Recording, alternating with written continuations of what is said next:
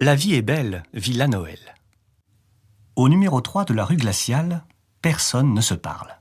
Au premier étage habite Zoé Basket, qui court et court toujours. Elle n'a jamais le temps de dire bonjour. Juste en face habite Madame Habiba. Elle aimerait bien discuter, mais personne ne comprend ce qu'elle dit. Alors, elle ne parle qu'à ses canaris.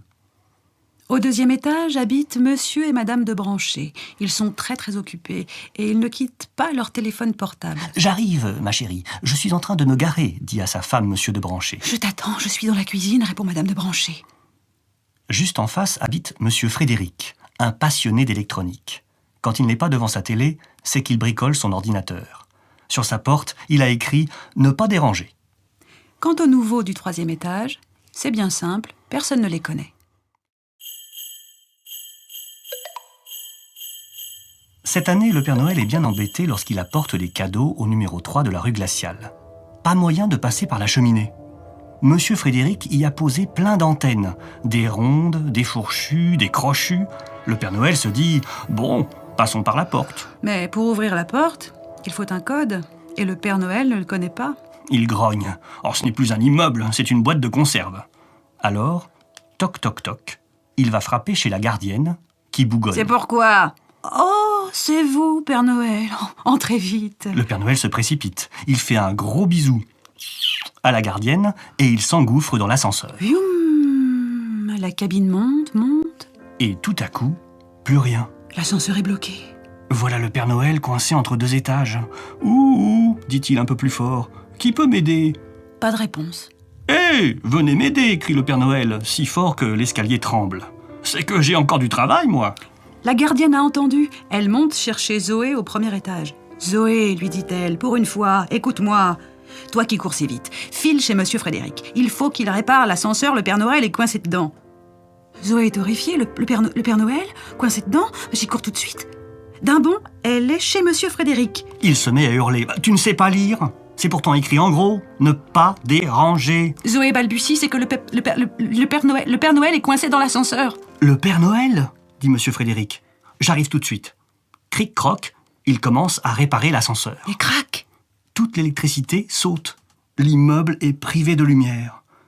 Monsieur de Branché rentre chez lui juste à ce moment-là. On entend sa voix tremblante qui dit dans son téléphone portable « J'arrive, ma chérie, je suis dans l'escalier, mais il n'y a plus d'électricité. » Alors Madame de Branché répond « J'arrive, mon chéri, avec des bougies. » Bientôt, tout le monde se retrouve dans l'escalier. Et tout à coup, clac, c'est réparé. La lumière revient. On entend « Ah !» L'ascenseur est décoincé. La porte s'ouvre et on entend « Oh, le Père Noël !» Pour fêter ça, Madame Habiba apporte du thé et des gâteaux. Quelle fête! Oh, tout le monde parle.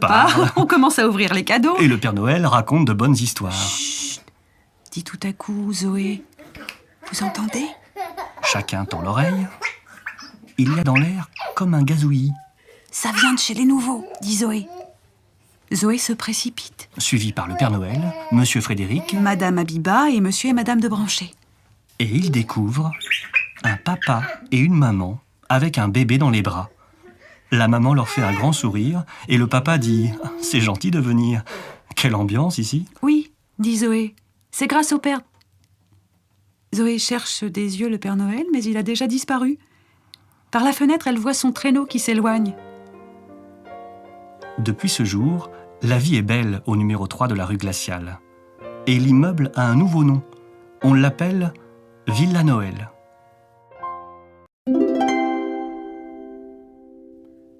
Le secret qui fait lever le jour.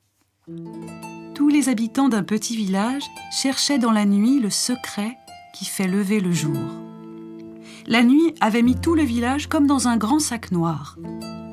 Le père Touron, Huguette et Baptiste, l'épicière et le cordonnier, le facteur et la marchande de journaux, tous, ils étaient en train de chercher. Ils cherchaient le secret qui fait lever le jour. Ils cherchaient dehors, ils cherchaient dedans. Toute la nuit, ils ont cherché, mais ils n'ont rien trouvé. Au petit matin, des guerriers sont arrivés. Ils portaient l'armure des chevaliers. Leurs chevaux étaient noirs. « Bonjour », dit le père Touron. « Bonjour », disent les guerriers. Le chef s'avance pour parler. « Nous vous apportons la force, la puissance et la gloire. Vous serez les plus forts. Tout le monde aura peur de vous. Vous commanderez à la mort et vous serez les maîtres du monde. » Tous les gens du village se regardent avec les yeux brillants. Le père Touron demande « Dites-moi, comment s'appelle votre secret ?»« Il s'appelle la guerre, » dit le chef des guerriers. Alors, les gens du village ont regardé derrière les guerriers. Derrière eux, il y avait trop de blessés, trop d'affamés et de prisonniers. Les gens du village disent « Non, messieurs les guerriers, allez votre chemin. » Plus tard, à la fin de la matinée, le clocher a sonné midi, mais il faisait encore plus nuit. Alors sont arrivés tous les marchands habillés de velours et de fourrure. Les marchands disent « Nous vous apportons la richesse, vous ferez de grandes fêtes, vous serez tous riches. » Huguette demande « Dites-moi, comment s'appelle votre secret ?»« Il s'appelle l'argent, dit le patron des marchands. » Alors les gens du village ont regardé derrière les marchands. Derrière les marchands, il y avait trop de pauvres, trop de chômeurs et de traits de misère. Les gens du village disent « Non, non, messieurs les marchands, passez votre chemin. » Le soir, la neige s'est mise à tomber. La nuit était plus noire encore. Une carriole est arrivée dans le village. Un homme la conduisait et tout contre lui, une dame était endormie sous son manteau. C'est Baptiste qui les a vus le premier. « Bonjour, messieurs, dames. » La carriole s'est arrêtée, la dame s'est réveillée. La dame dit « Bonjour, Baptiste. » L'homme à la carriole dit « Nous arrivons d'ailleurs. Nous n'apportons ni la richesse, ni la puissance, ni l'argent, ni la gloire. » Baptiste demande « Dites-moi, comment s'appelle votre secret ?» C'est un secret très fragile. C'est mon petit enfant.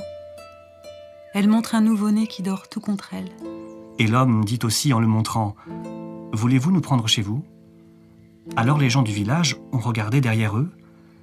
Derrière eux, il y avait tous ceux qui ont trouvé un abri, tous ceux qui ont trouvé des amis, tous ceux qui ne sont plus tristes ni seuls. Et voilà que tous les gens du village se demandent ce qui leur arrive. C'est comme s'ils avaient des yeux pour voir dans la nuit. Tout le monde crie en même temps « Le voilà, le secret que nous cherchions. Venez chez nous, entrez chez nous, restez avec nous. » Et dans le village, il faisait grand jour.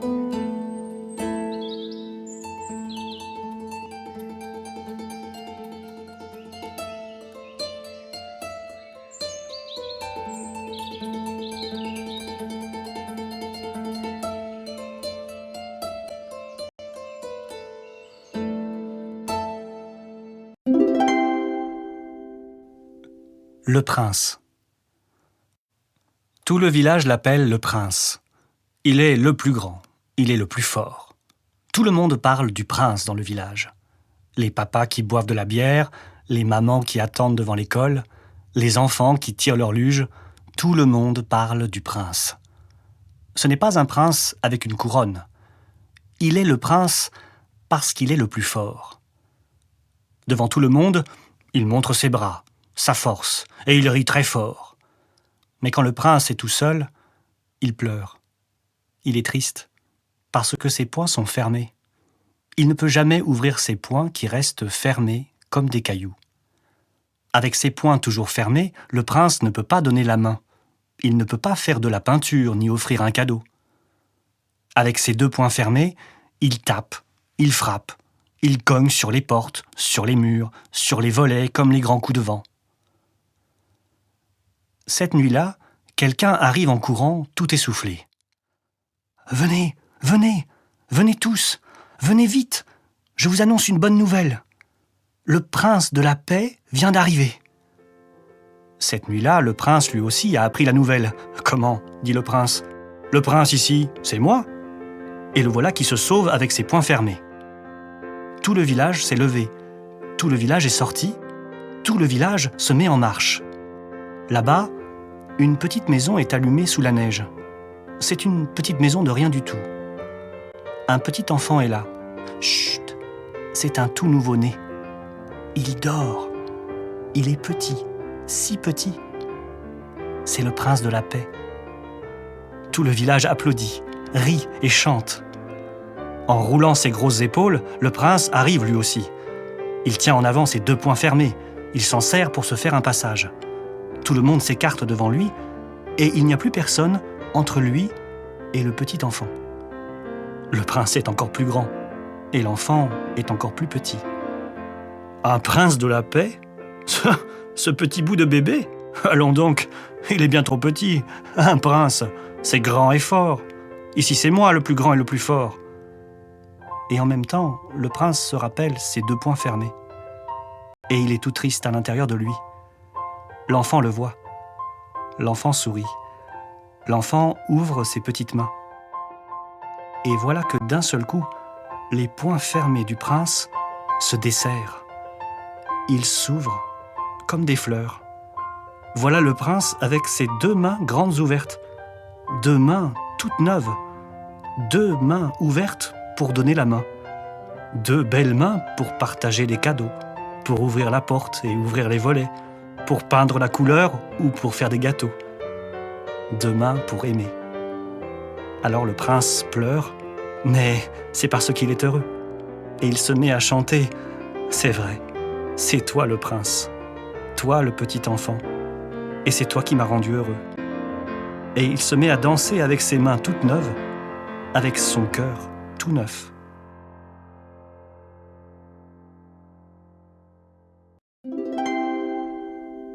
Lamia, la poupée. 1 mois avant Noël.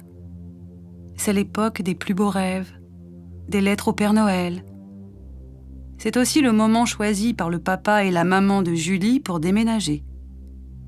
Pour préparer le déménagement, la maman de Julie jette pêle-mêle dans un grand carton des dominos dépareillés, des peluches éventrées, des feutres multicolores et Lamia, la vieille poupée déchirée de Julie. Et le carton se retrouve sur le trottoir.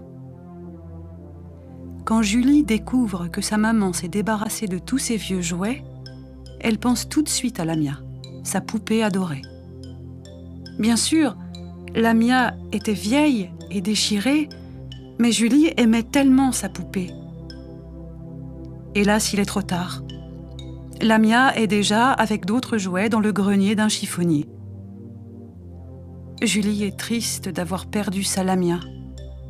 Lamia est triste d'avoir perdu sa Julie, si triste qu'elle se met à sangloter. Dans le grenier où vient d'arriver Lamia, il y a aussi Théo, un vieil ours râpé. En voyant Lamia, il pense « une poupée qui pleure, bizarre ». Il a tellement pitié de cette drôle de poupée raccommodée qu'il décide de l'aider. De sa voix éraillée, Théo l'ours déclare « Il y a très longtemps, j'ai rencontré la fée des jouets. Elle m'a offert 3 souhaits. Il m'en reste un, je te le donne, car il ne me servira plus, je suis bien trop vieux et fatigué. » Lamia s'écrie « Merci Théo, merci !» et elle ferme les yeux. Elle souhaite de toutes ses forces retourner dans la chambre de Julie. Aussitôt, Lamia se sent emportée dans un tourbillon qui la fait tourner, tourner, tourner. Elle en a la tête tout à l'envers. Quand elle ouvre les yeux, quelle surprise! Lamia se retrouve dans la maison de Julie, dans la chambre de Julie, sur le lit de... Mais non, ce n'est pas le lit de Julie. Le papier au mur, les photos, le coffre à jouets, les lézardes au plafond, tout a disparu. Et la petite fille qui dort dans ce lit n'est pas Julie. Julie a déménagé pendant que Lamia était chez le chiffonnier. Pauvre Lamia! Elle a utilisé le vœu de l'ours Théo et maintenant elle ne sait plus quoi faire. De grosses larmes coulent sur ses joues. Elle pleure longtemps, longtemps, si longtemps qu'elle s'endort, épuisée. Le lendemain, Lamia est réveillée par de grands cris. « Margot, mais qu'est-ce que c'est que cette horreur sur ton lit ?» C'est la maman de la nouvelle petite fille qui a découvert Lamia. Elle la saisit du bout des doigts et elle s'apprête à la jeter à la poubelle. Mais Margot explique à sa maman que cette poupée appartient sûrement à la petite fille d'avant qui doit être bien triste de l'avoir perdue. Alors la maman de Margot décide de mettre Lamia dans une boîte et de l'envoyer à Julie par la poste. Dans sa petite boîte jaune, Lamia croit sa dernière heure arrivée tant elle est secouée, ballottée. Enfin, un matin, le facteur dépose la boîte dans la nouvelle maison de Julie. Quand la maman de Julie ouvre la boîte, elle est bien étonnée de retrouver Lamia. Mais la maman de Julie n'a pas le temps de s'occuper de la poupée. Demain, c'est Noël, et elle a un tas de choses à préparer. Elle pose Lamia sur une chaise dans un coin du salon et elle l'oublie. Quand la nuit est tombée et que toute la maison s'est endormie, Lamia pense très fort à Julie. Alors elle se penche du haut de sa chaise et elle se laisse rouler sous le sapin jusqu'aux souliers de Julie. Le matin de Noël, Julie se précipite dans le salon pour ouvrir ses cadeaux. Soudain, elle s'arrête. « Lamia ?» Elle aperçoit sa poupée au milieu des paquets. Julie est tellement heureuse qu'elle se met à danser avec Lamia. Elle entraîne Lamia dans un tourbillon qui la fait tourner, tourner, tourner. Lamia en a la tête tout à l'envers. Et Julie s'écrie « Je t'ai retrouvée, ma poupée chérie. C'est toi le plus beau de mes cadeaux. » Des provisions pour l'hiver. C'est bientôt l'hiver. Tout seul chez lui, en haut du chêne, Vieux Hibou trouve qu'il ne fait pas chaud. Juste en dessous, pour oublier le froid, Petit Écureuil n'en finit pas de compter ses noisettes. 37, 38, 39, 40. Et fièrement, il pose la 40e noisette tout en haut du tas. Mais bim, bam, badam, elle tombe et elle dégringole jusqu'en bas de l'arbre. En 5 petits sauts, Petit Écureuil est au pied de l'arbre. Il fouille, farfouille, trifouille sous les feuilles. Il met tellement de bazar que Monsieur Hérisson sort d'un buisson tout grognon. « Que faites-vous devant ma maison ?» demande-t-il. « J'ai perdu ma 40e noisette, dit Petit Écureuil. Sans elle, ma réserve pour l'hiver n'est pas complète. »« 40 noisettes ? C'est beaucoup pour un seul écureuil, dit le Hérisson. Vous avez pris toutes les noisettes du quartier sans nous en laisser. » Petit Écureuil ne l'écoute plus. Il vient de découvrir sa noisette sous une feuille à 7 dents et c'est le plus important. De retour chez lui, Petit Écureuil compte et recompte ses noisettes. Zut, zut et 3 fois zut, il me manque 2 noisettes maintenant, c'est énervant. Il cherche partout, mais il ne trouve rien du tout. Alors il va voir dehors. Mais vlan, un coup de vent le pousse en avant et poum, il tombe de l'arbre. Aïe, aïe, aïe, aïe, aïe, aïe, aïe, je me suis cassé les 4 pattes, j'ai mis Petit Écureuil. La famille Hérisson sort de sa maison et découvre Petit Écureuil sans dessus-dessous. Il n'est pas si blessé, mais il a quand même 3 bosses et 6 bleus. « Gardons-le à la maison quelques jours, jusqu'à ce qu'il aille mieux, dit maman Hérisson. Petit Écureuil est choyé, bichonné, sans compter. Il a 3 tartines au déjeuner et 2 au goûter. Tout le monde s'occupe de lui. Même papa Hérisson. Petit Écureuil sent alors quelque chose de tout doux remplir son cœur et le réchauffer. Mais qu'est-ce que c'est ? C'est du bonheur, dit un des petits hérissons. Ça se compte comment ? Demande Petit Écureuil. Ça ne se compte pas, répond le papa. Petit Écureuil continue. Et comment ça pousse le bonheur ? Oh, ça pousse tout seul. Au bout de 8 jours, l'écureuil n'a plus ni bosse ni bleu. Il remonte chez lui avec du bonheur plein le cœur. Son tas de noisettes lui paraît alors bien gros. Il le partage en 2 et il dit « Un gros tas pour les hérissons qui sont si nombreux. Et pour moi, un petit tas, ça suffira. » Brrr. Au-dessus, Vieux Hibou a de plus en plus froid. En 3 petits sauts, Petit Écureuil le rejoint. « Viens chez moi. J'ai une provision de bonheur grosse comme ça, dit Petit Écureuil, en écartant ses 2 bras. Et tu verras, ça tient bien chaud. »« Tu en as assez pour 2 ?» demande Vieux Hibou. « Le bonheur. Quand il y en a pour 1, il y en a pour plein, répond Petit Écureuil. Vieux Hibou est soulagé et déjà un peu réchauffé. Une provision de bonheur. Quelle bonne idée pour passer un hiver bien au chaud. Dire qu'il n'y avait jamais pensé.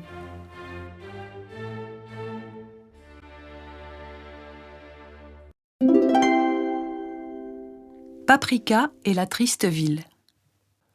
Quand la fée Paprika arrive dans la grande ville, elle respire à plein poumon et... Elle a un moment de panique. Cette ville dégouline de tristesse. Il n'y a personne dans les rues. Pas de lumière non plus. Les magasins sont fermés. Même les sapins semblent pleurer. Les quelques personnes qu'elle rencontre ont le dos voûté, Les poings fermés. les yeux baissés. Paprika ne voit qu'une solution pour les aider.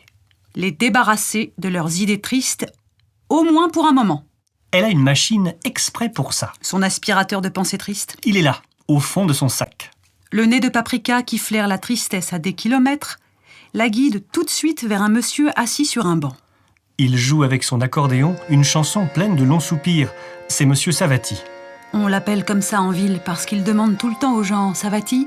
d'un air si malheureux que plus personne n'ose l'approcher, ce qui le rend encore plus triste. Sans hésiter, la fée Paprika pointe son aspirateur de pensée triste sur lui et elle aspire. Aspire. On entend un grand gloup, et puis plus rien. De longues minutes passent. Monsieur Savati se sent bizarre. La tristesse a disparu de lui. Il ne reste qu'un peu d'ennui. Alors, il joue de l'accordéon. Petit à petit, il se laisse aller, et il sent même en lui l'envie de jouer un air plus gai. Passe alors Monsieur Est-ce que ça va, un ancien ami de Monsieur Savati. Voyant que Monsieur Savati n'a pas l'air aussi malheureux, Monsieur Est-ce que ça va s'approche de lui. Est-ce que ça va, mon bon Savati ? Monsieur Savati se redresse, son visage se déplisse. Enfin, quelqu'un vient lui parler. Et c'est son ami, est-ce que ça va ? Ça lui fait tellement plaisir que ses doigts se détendent et trouvent naturellement sur son accordéon les notes qui font de jolies chansons. Alors, une fenêtre s'ouvre. Une fenêtre qui d'habitude reste toujours fermée. Celle de Monsieur Pourquoi faire. On l'appelle comme ça en ville parce que si on lui demande d'ouvrir sa fenêtre pour laisser entrer un peu d'air, il répond toujours « Pourquoi faire ? Hein ? Où y a-t-il de l'air ? Et à quoi ça sert ? » Mais ce jour-là, il ouvre sa fenêtre pour écouter l'accordéon qui chante.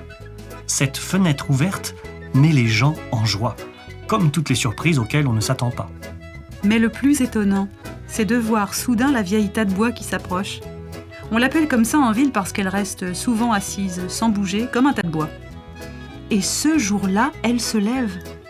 Au son de la musique, elle se met à gesticuler, bougeant les bras et les jambes, un peu n'importe comment. Elle danse, à sa manière.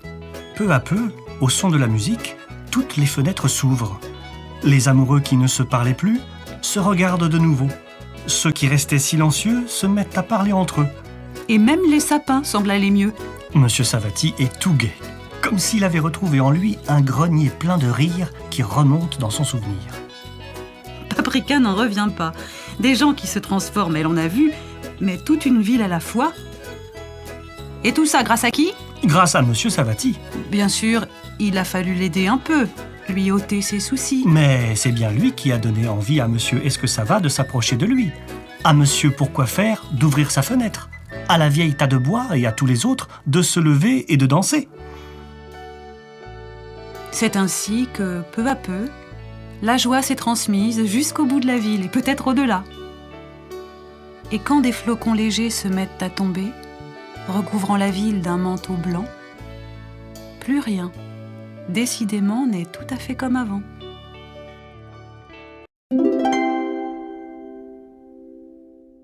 Le loup bossu. Il était une fois un vieil homme qui s'appelait Nick. Il était laid et bossu. Les villageois se moquaient de lui. Aussi, il vivait tout seul, dans une petite cabane. L'hiver est venu, la neige est tombée.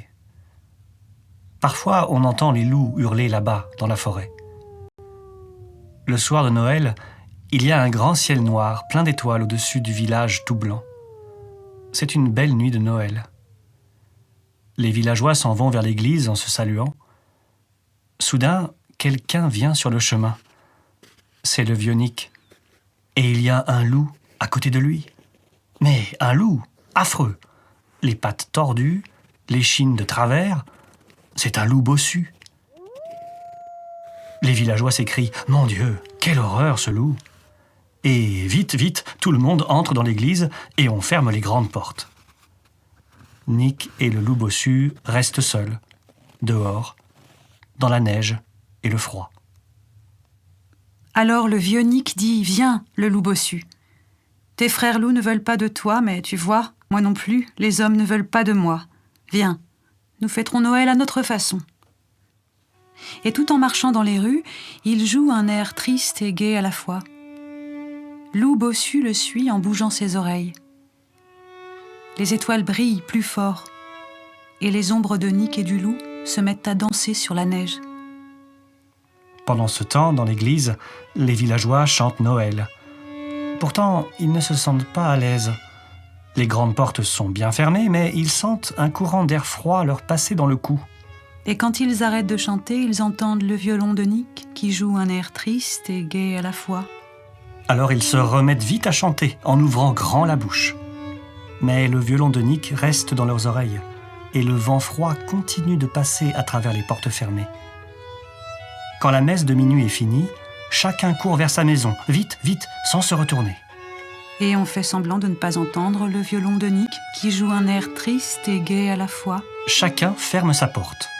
On chante, on réveillonne, mais dans leur maison bien close, les villageois ne se sentent pas à l'aise. Le vent froid continue de passer à travers les portes fermées. Le violon de Nick continue de jouer, un air triste et gai à la fois. Les villageois rient de plus en plus fort, et ils se sentent de plus en plus tristes.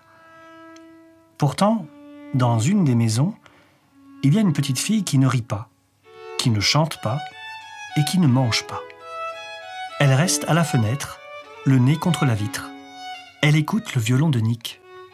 Soudain, elle dit « Comme ce serait bien si on pouvait danser au son de ce violon. » Aussitôt, le courant d'air froid cesse de passer à travers la porte. Les gens se regardent et ils disent timidement « C'est vrai, ce serait bien si on pouvait danser au son de ce violon. » Alors ils se sentent si contents qu'ils vont frapper à la porte voisine. « Dites, ce serait bien si on pouvait danser au son de ce violon. » Bientôt, tous les gens du village sont rassemblés sur la place. Alors la vieille Hilda déclare « On dansera dans ma grange, c'est la plus grande. » Au bout du chemin, le vieux Nick voit tous les villageois qui s'avancent vers lui. Il s'arrête de jouer et Loup bossu se met à gronder. Mais la petite fille court vers eux en criant « C'est Noël! Venez! Il faut que nous dansions au son de ce violon. » Alors le vieux Nick joue un air si joyeux, si entraînant que les jeunes et les vieux, les gars, les filles, tout le monde se prend par la main et s'en va en farandole vers la grange de la vieille Hilda. Nick vient derrière avec son violon, puis Loup bossu, remuant ses oreilles. Les étoiles brillent plus fort. Les ombres des villageois se mettent à danser sur la neige. Et c'est drôle. Mais depuis cette nuit-là, on trouve que Nick et Loup bossu ne sont pas si bossus que ça.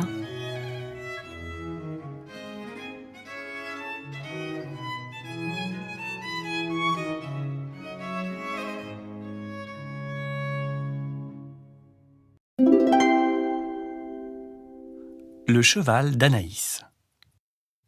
Dans son bureau des nuages, le Père Noël ouvre son courrier. Tout d'un coup, il lit tout haut à son ami le renne velours « Cher Père Noël, pour Noël, je voudrais un cheval qui s'appelle Étoile, signé Anaïs. » Velours réfléchit. Comment peux-tu faire descendre un cheval par la cheminée ? Le Père Noël répond « Je ne sais pas, mais Anaïs aura son cheval. Je ne suis pas le Père Noël pour rien. » Les jours passent. La nuit de Noël, le Père Noël s'envole sur son traîneau chargé de cadeaux. Velours demande « À propos, Père Noël, tu as trouvé une idée pour le cheval d'Anaïs ?» Le Père Noël se frappe le front. « Oh là là ! Malheur de malheur, j'ai complètement oublié. » Il regarde la terre et il soupire. En plus, cette nuit, Anaïs part au ski, en train, avec ses parents.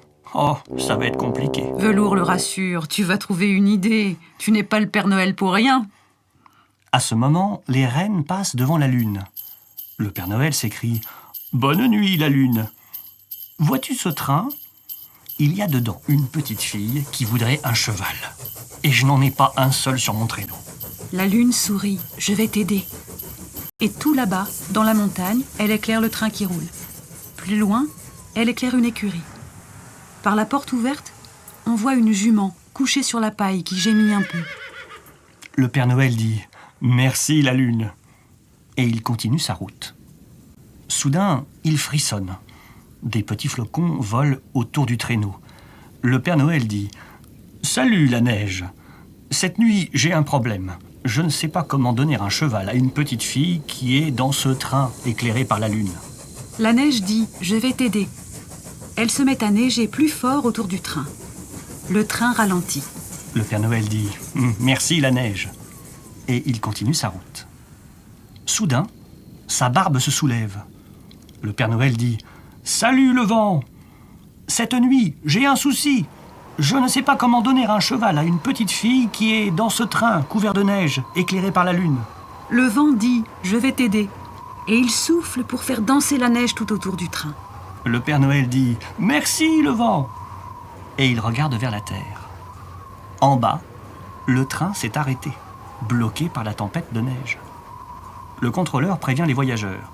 « On ne peut pas continuer, les gens du village sont avertis. Ils vont vous accueillir pour la nuit. » Anaïs et ses parents vont dans la ferme, près de l'écurie. Les fermiers disent « Vous allez dormir dans le salon. Mais avant, venez voir le poulain qui est né cette nuit à l'écurie. » Anaïs se précipite vers le poulain. Le fermier lui demande « Comment voudrais-tu qu'on l'appelle ?» Anaïs répond « Étoile ». Et elle vient s'asseoir doucement près du poulain en murmurant « Étoile, mon cheval. Moi, je m'appelle Anaïs. » Elle sourit. Le poulain s'est endormi. Dans la tempête de neige, on entend les rires de la lune, de la neige et du vent. On entend aussi la grosse voix du Père Noël. « Tu vois, Velours, Anaïs a eu son cheval. Je ne suis pas Père Noël pour rien. » Le tsar et la pomme d'or. Il était une fois un tsar qui s'ennuyait. Comme il aimait beaucoup les histoires, un jour, il fit annoncer dans tout le pays que celui qui lui raconterait une histoire impossible à croire recevrait en récompense une pomme tout en or. Mais il dit aussi que tous ceux qui échoueraient seraient jetés en prison. Quelques jours plus tard, un jeune homme se rendit au palais. Il se présenta comme le meilleur conteur du pays. Il venait de l'autre bout du royaume. Il était fatigué, mais il était certain de gagner la pomme d'or. Il demanda donc à parler au tsar et lui raconta son histoire. Dans mon pays, très très loin d'ici, au-delà de la grande montagne, là où il ne pleut jamais, vit un prince magnifique. Toutes les nuits, ce prince s'envole dans le ciel. Il va décrocher une étoile et il la plante dans le sol. Alors chaque matin, quand les gens de mon pays se lèvent, un nouvel arbre à étoiles est en train de pousser. Quand le jeune homme eut fini, le tsar se dit que c'était vraiment une belle histoire. Mais comme il ne voulait pas donner la pomme d'or et qu'il avait envie d'entendre encore beaucoup d'autres histoires, il s'écria « Un arbre à étoiles ? Mais j'en ai déjà vu des centaines. Ton histoire est tout à fait possible. » Le tsar fit alors appeler ses gardes et l'homme se retrouva en prison. Un autre jour, une vieille femme se présenta au palais. Elle demanda à parler au tsar pour lui raconter une histoire incroyable. À des milliers de kilomètres sous la terre vivait un terrible dragon bleu. Ce dragon était secrètement amoureux de la princesse du royaume de Koulouki. Toutes les nuits, le dragon sortait de sa cachette et il allait admirer la princesse endormie. Seulement un jour, la princesse l'aperçut et elle eut si peur, elle cria si fort que le dragon fut paralysé par ses cris. Il resta figé, comme une statue. Très fière de son histoire, la vieille femme réclama la pomme d'or. Mais le tsar haussa les épaules et il dit « Un dragon transformé en statue ? Bien sûr que c'est possible. J'en ai encore vu un hier. » Il fit appeler ses gardes et la femme, elle aussi, fut mise en prison. Ainsi, des gens vinrent de partout, de la ville et de la campagne. Tous demandaient à voir le tsar pour lui raconter des histoires incroyables. Mais à chaque histoire, le tsar disait qu'elle était possible et tous se retrouvaient en prison. Ainsi, le tsar ne donnait jamais la pomme d'or. Et surtout, il était très heureux, car tous les jours, il entendait de nouvelles histoires et il ne s'ennuyait plus du tout. Un soir, un jeune homme très pauvre et très mal vêtu se présenta au palais. À la main, il tenait une cruche vide. Le pauvre homme s'inclina d'abord respectueusement devant le tsar. Puis il montra sa cruche et il dit « Il y a des années, en plein hiver, mon père est venu te voir. Comme tu manquais d'argent, il t'a prêté une cruche pleine de pièces d'or. Tu avais promis de lui rendre son or. Je suis donc venu le chercher. » Le tsar se mit en colère. « Qu'est-ce que tu me racontes? Ton père ne m'a jamais rien prêté. C'est impossible. » Le pauvre homme répondit calmement « Eh bien, puisque tu dis que mon histoire est impossible à croire, tu dois me donner la pomme d'or. » Le tsar comprit alors la ruse du jeune homme. Il se reprit. « Non, je te crois. Je me rappelle à présent, ton père m'a bien prêté une cruche pleine de pièces d'or. » « Alors, si c'est vrai, dit le jeune homme, ordonne à tes serviteurs de remplir ma cruche avec l'or que tu me dois. Sinon, si c'est impossible à croire, donne-moi la pomme d'or. » Le tsar se tut, puis il se mit à rire, et il dit « Tu as gagné. Je crois que tu as bien mérité la pomme d'or. Je vais aussi libérer les prisonniers, mais à une seule condition, que chaque jour, l'un d'entre vous vienne me raconter une belle histoire. »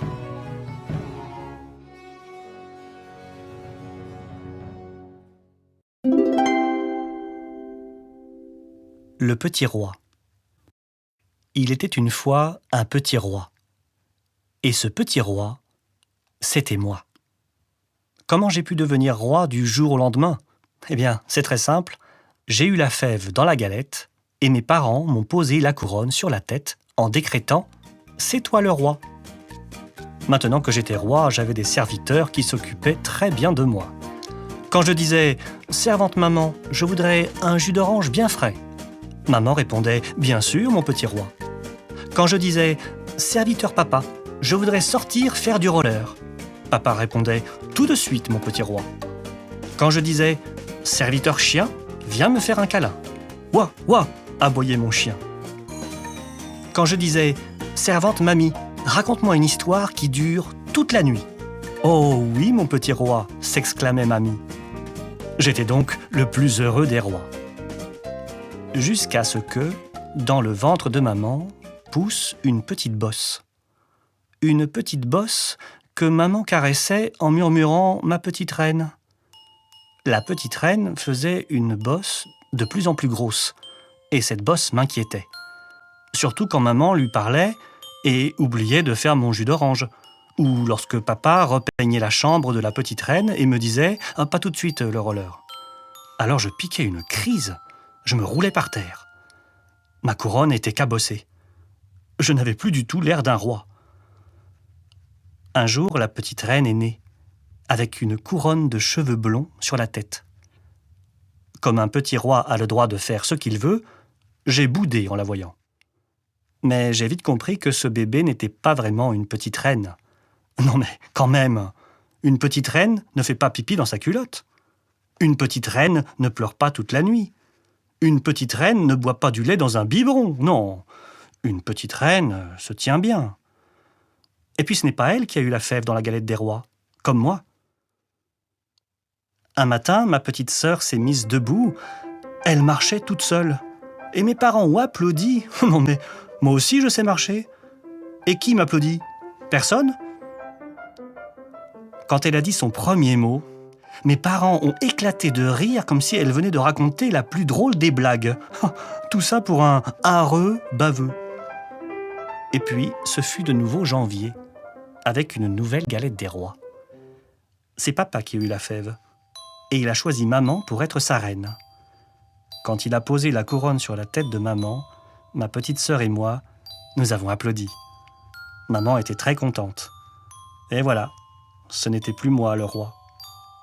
Mais depuis, je joue au prince et à la princesse avec ma petite sœur, dans notre royaume, à nous tout seuls.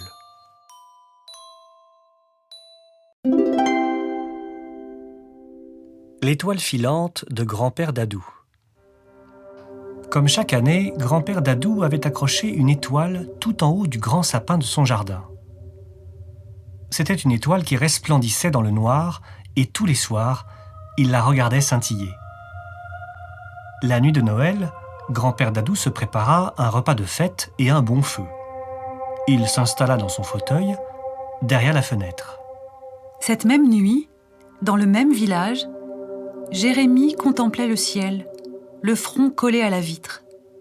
Et tout en surveillant son chien Pipo, qui jouait dans le jardin, il guettait le Père Noël. Dans sa maison, grand-père Dadou grignota le bout d'une tartine en buvant une gorgée de vin. Il se sentait seul et triste. Dehors, perché sur le sapin, il y avait un hibou. Les hiboux voient tout dans le noir. Il remarqua tout de suite des larmes qui brillaient sur les joues du grand-père. « Ouh là là » siffla-t-il. « Il faut faire quelque chose pour Dadou. » Il plana jusqu'à l'étoile. D'un coup de bec, il la décrocha et il partit avec. Il survola d'abord la forêt toute proche. « Oh, une étoile filante !» piaillèrent des rouges-gorges, bien à l'abri au creux d'un arbre. « Suivons-la !» Et les oiseaux s'envolèrent. Ils furent bientôt accompagnés par des mésanges et des écureuils qui voltigeaient de branche en branche. Le hibou s'enfonça dans le bois et il passa en rase-motte devant le terrier des lapins. « Ça alors, une étoile filante !» s'écria un lapin. « On va la suivre !» Et hop, ils se mirent à trotter. Le hibou se dirigea ensuite vers l'abri du cerf, qui dit de sa grosse voix « Une étoile filante, je vous accompagne !» Et il rejoignit la troupe. Le hibou sortit de la forêt et il survola le village. Aussitôt, Pipo, le chien de Jérémie, s'agita. « Oh, une étoile filante !» aboya-t-il. « J'arrive !» Jérémie vit Pipo se précipiter dehors. « A-t-il vu le Père Noël ?» se demanda le petit garçon. Et vite, il sortit de sa maison pour courir après son chien. Le hibou conduisit tous les animaux jusqu'au jardin de Dadou. Là, tout doucement, ils s'approchèrent de la fenêtre. Dadou s'était assoupi. Le cerf, d'un coup de bois, frappa à la vitre. Dadou écarquilla les yeux et il balbutia « Qui est là ?» En voyant les animaux, Dadou fut étonné, bien sûr. Il sortit de sa maison. Le hibou se posa sur son épaule et il laissa glisser l'étoile entre les mains du grand-père. « Ah, c'est toi qui l'as ?» demanda Dadou. Les mésanges se posèrent joyeusement sur sa tête et elles se mirent à siffler en chœur. « Très joli, s'exclama Dadou. Le cerf se dressa et il fit quelques pas sur ses pattes arrière. « Magnifique !» murmura Dadou. « Magnifique !» Le lapin vint lui lécher la main. « Tu es gentil !» chuchota Dadou. Pipo le chien dansa entre ses jambes. « Oh oh, tu vas me faire tomber !» rit Dadou. À l'entrée de son jardin, Dadou vit soudain un petit garçon. C'était Jérémie. Il était là. Il ne bougeait pas. Essoufflé, il regardait ce vieux monsieur et tous ces animaux. Le grand-père lui demanda « Que fais-tu là, petit bonhomme ?» Jérémie était timide et il ne répondit pas. « Mais tu vas prendre froid, » reprit Dadou. « Je viens chercher mon chien, » dit enfin Jérémie. « Et toi, qu'est-ce que tu fais ?»« Eh ben, » s'exclama Dadou, « je fête Noël avec mes amis. Viens avec nous si tu veux. » Au moment où Dadou et Jérémie se donnaient la main, les parents de Jérémie arrivèrent à leur tour, essoufflés. « Bonsoir, dirent-ils. » Grand-père Dadou leur sourit. « Il fait trop froid pour rester dehors comme ça, » s'écria le papa. La maman frissonna. « Vous êtes tout seul ?» demanda-t-elle à Dadou. Grand-père Dadou se retourna pour montrer le cerf, les écureuils, les lapins, mais tous avaient déjà rejoint l'orée du bois. Seuls leurs yeux brillaient dans le noir. Pipo, lui, était resté là. Il avait posé son museau contre la main de Dadou. « Accepteriez-vous de partager notre dessert ?» poursuivit la maman. « C'est une bûche au marron !» s'exclama Jérémie. « Oh oui, viens, viens, c'est moi qui l'ai décorée. » Dadou passa tendrement sa main dans les cheveux de Jérémie, puis il salua amicalement les animaux. « À bientôt, et merci les amis !» s'écria-t-il. À minuit, dans le jardin de Jérémie, le hibou se posa sur un pommier. Il regarda par la baie vitrée. Ils étaient tous là, rassemblés autour de la bûche. Dadou souriait en regardant l'étoile, son étoile, qu'il avait accrochée tout en haut du sapin de Jérémie. Trotte jolie, sourissonne et douillette. Il fait froid. Il va neiger. Le sol est dur et gelé. Ça y est.